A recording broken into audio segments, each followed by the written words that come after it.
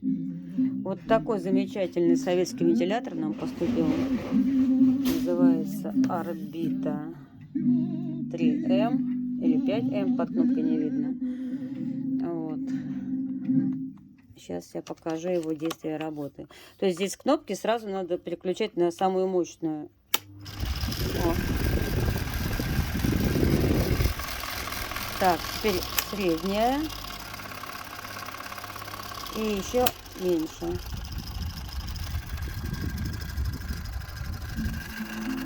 Вот эта верхняя пимпочка, она фиксирует вентилятор, то есть можно делать поворотно-разворотным, а можно просто зафиксировать, и он будет крутить в одном положении.